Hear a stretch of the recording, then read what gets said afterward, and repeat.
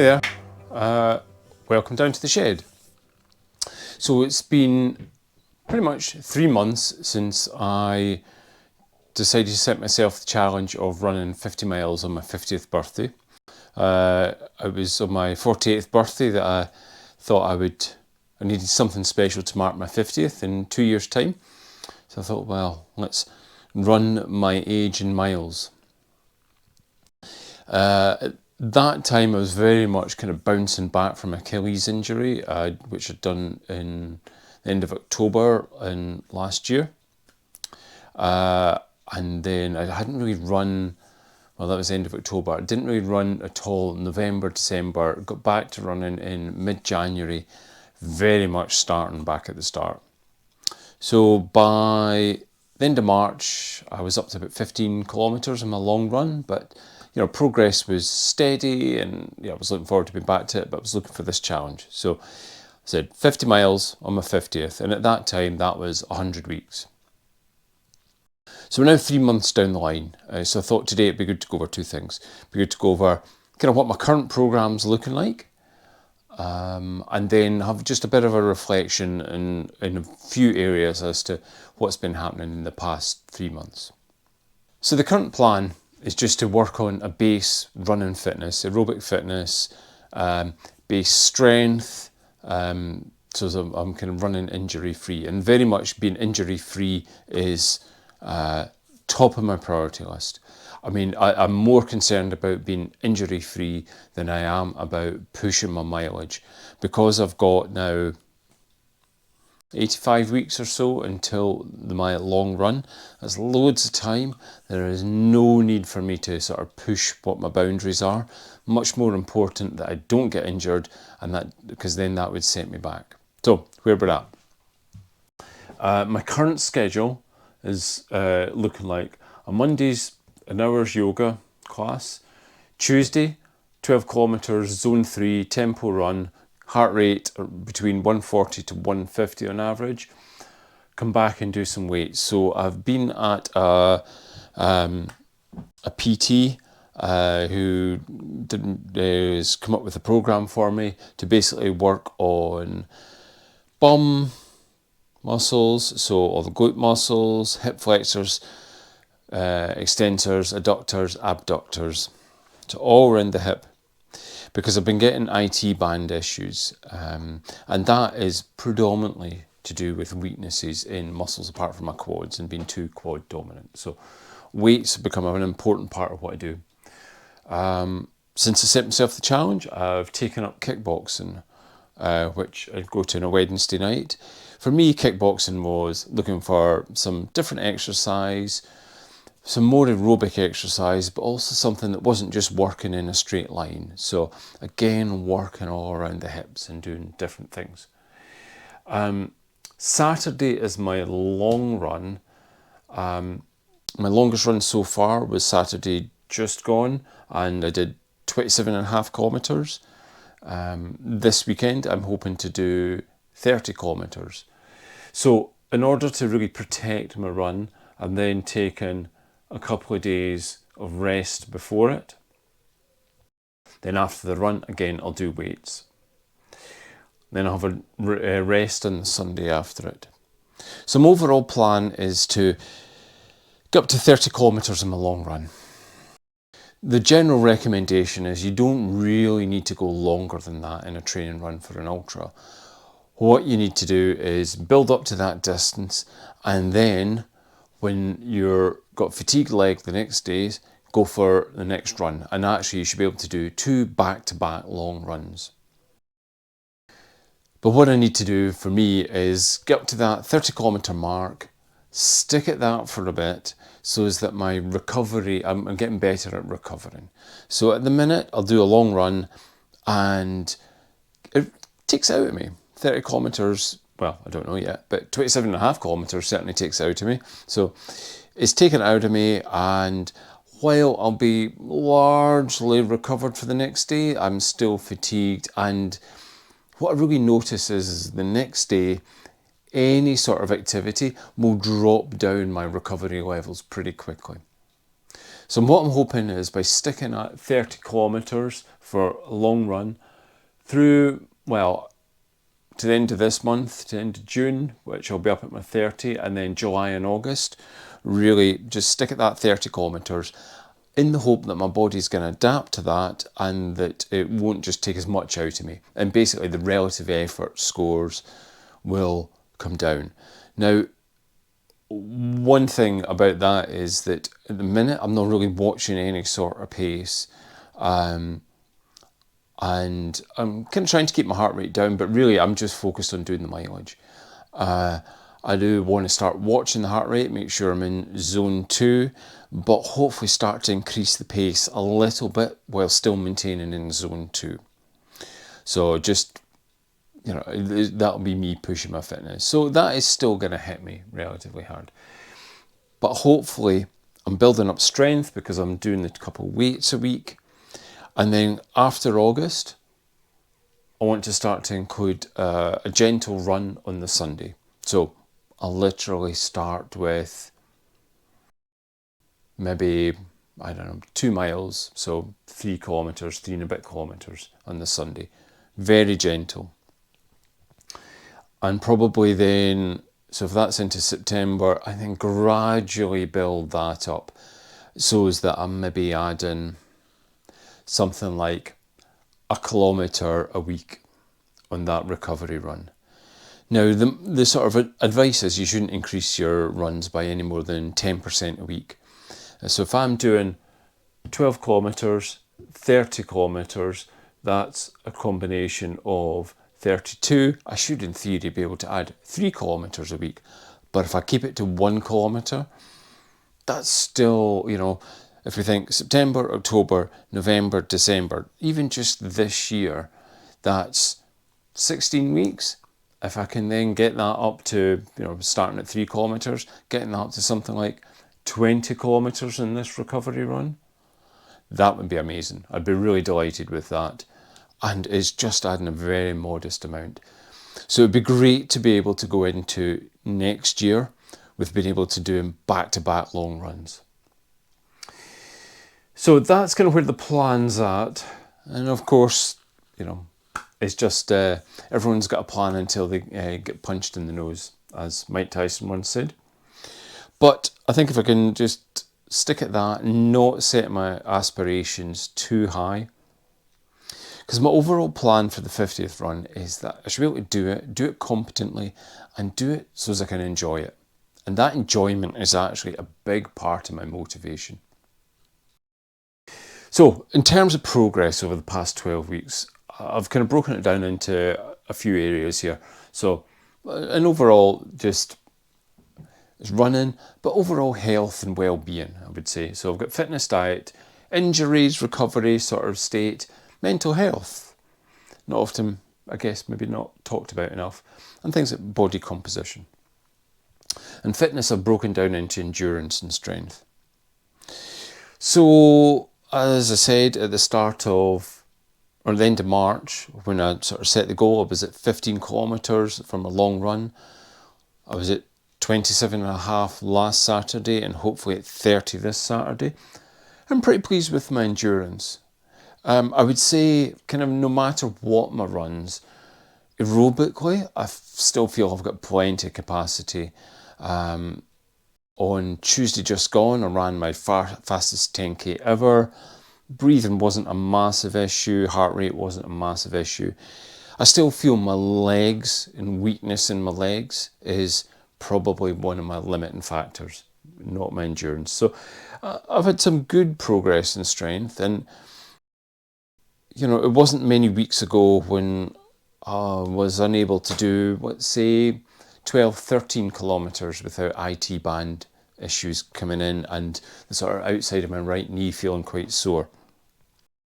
But I've been able to build that up, and on Saturday just gone, it niggled a little bit, but never really any pain kicking in.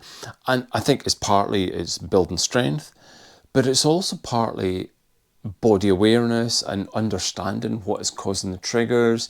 I'm getting better at my running style and sort of strides and thinking about things like stride width. So strength's getting there, and I have been doing some sessions, and my sessions are mostly things like squats, split squats, Cossack squats, but also things like Romanian deadlifts, single, double-legged, to work on back and core and glutes, but also things like Pallof presses, but also doing things like chin-ups. So it's working back and shoulders and things like that, and chin-up, press-ups, just to give me overall stability and muscular control, because you need your upper body to be working well, to be an efficient runner. So I'm getting there, and I mean, I can now do 10 chin-ups, which I couldn't do back at the end of March, which is great. Adding a chin-up bar has been a real good addition. Diet. I mean, diet has been a struggle over the past 3 months, but I'm certainly making progress. I wouldn't say I've got healthy eating habits for life, but I'm definitely getting better. Carbs are still my weakness. Like, if I have a slice of nice bread, if we get nice bread in and I have a slice of nice bread, I do not know how to say no to more bread, for example. So a lot of it is abstinence, and that's not a great relationship with food. So I'm still working on that. I need to be able to have that one slice of bread. But it's, progress has been made, and maybe when I talk about body composition, I'll go into a bit more detail on that. Injuries and recovery. So I've covered IT band issues, and that seems to be very gait related to me. It would seem to be as muscles get fatigued that my gait and running gait becomes a bit more sloppy or whatever. There is some evidence that I've read that says that very narrow or crossover stride width can cause IT band issues, and that seems to resonate with me. And you don't have that much control over every step you make, but when I've become more aware of things like step width, and I think it's helping. As I say, I was able to run 27.5 kilometres without having to stop and walk and sort of look after my knee, which is great. I've been doing much more strength and mobility work, as I've said about strength, but also the yoga. But then when I'm at my desk, getting up and doing things like forward folds and just having a bit more movement in my everyday life. I've been visiting a sports massage on a fairly regular basis, and Lindsay's really been helping just getting everything released off, which has really been good, and having the assistance of a PT session. So happy with that, but it's certainly an area I'm watching closely. I guess there's always the temptation of, I'll get up to the 30k runs and I'm not getting any IT band issues problem solved. But I need to keep on the mindset of always doing the weights. And I think there will become a point, probably going into the start of next year, when I want to start going to the gym and upping the intensity in the weights. And just build on that. Mental health. I mean, I have really enjoyed having the progress, but it has been ups and downs, and I have to say I've been guilty of kind of beating myself up when I'm not sticking to my diet. I find it relatively easy to stick to my exercise program. I really enjoy it. I really look forward to my long runs, even though I know I'm probably going to have IT band issues, although, maybe not. The thing I probably beat myself up most is diet. I spend working life mostly in front of a computer. And, if I've got a not stressful, but if I'm in a challenging situation with work, I'm trying to work something out or, whatever, I just sometimes just want the stimulation of a bit of food, and then it's like, oh God, could you not resist that? And so, yeah, for me, diet and mental health are very interrelated, and things like sleep, and that's actually something I've not got on this list, but I probably should have, and that sits between diet, injuries, recovery, mental health. And I've tried to do better with sleep. When I've had like a hard exercise day, I will try and have an Epsom salts bath, relax me, relax the muscles, get to bed in good time, use massage gun, and I find that helps, and try and get a good sleep routine. And it was working well for a while. It's not been so good recently. To be honest, I think I'm in need of a holiday, and we've got one coming up in a week's time, so that's going to help. But I think in general the trend is improving there. Body composition. One of the reasons I started running 2 and a bit years ago was I wasn't happy with the fact I'd put on a bit of weight, a bit of middle-aged spread. I was up at 86 kilos, and within 6 months of starting running, I was down at 72 and a bit, and I was quite pleased with that. And then things kind of slipped a little bit, and I never gained that much. And then I stopped running because of the Achilles injury. So at the end of March, I'd gone back up to about 74 and a half kilos. And that was after having doing some sort of dietary adjustments over the winter period. But I knew that I wanted, as I started to get back into running in January, that I wanted to sort of adjust the body composition down again. So as of this morning, I'm 72.1 kilos, 12% body fat, and that's the more important number. So 12% body fat. I would like to be a bit closer to 10.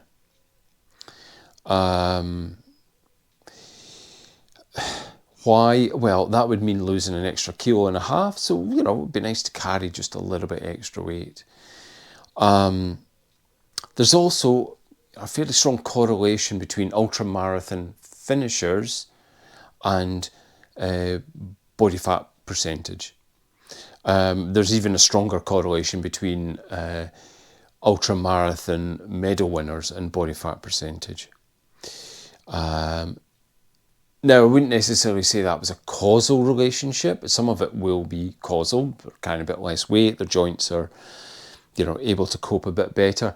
I'll think a lot of it, the correlation is very much they have a disciplined approach. They've got their nutrition right, the nutrition that is right for their health and well-being. And part of that, they're not over-consuming calories, and they're consuming the right amount of calories for them.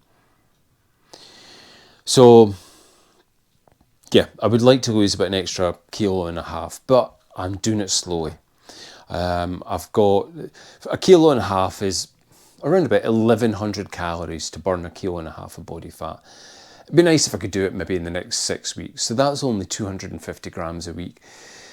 So that's, what's that? I've got that written down here.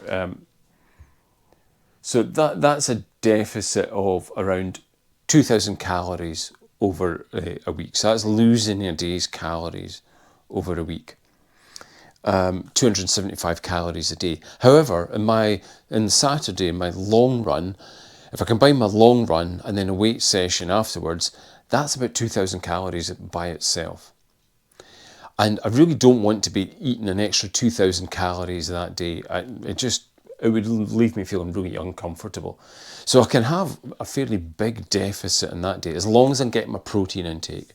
So I've been very careful to increase my protein intake, try and cut back on carbs and fats a bit. So I think, on the days that I'm doing some heavy exercise, if I'm not 100% replacing those, I can meet my calorie deficit goals. But then on my recovery days, my rest days, like today, then I can just hit maintenance calories, making sure I'm getting really good quality nutrition, great protein, recovering a bit of carbs, and then, it's kind of easier to deal with. And I actually find it easier, I don't mind having a reasonable deficit in my, in a heavy exercise day. So that's my kind of strategy there. The difficulty will be when I have lost that 1.5 kilos, how well I'm going to be able to maintain it. I haven't yet found a way of being great at balancing it. So, that's something I need to kind of challenge myself on. But, in the past couple of weeks, I really have enjoyed working on nutrition. I've been eating much healthier.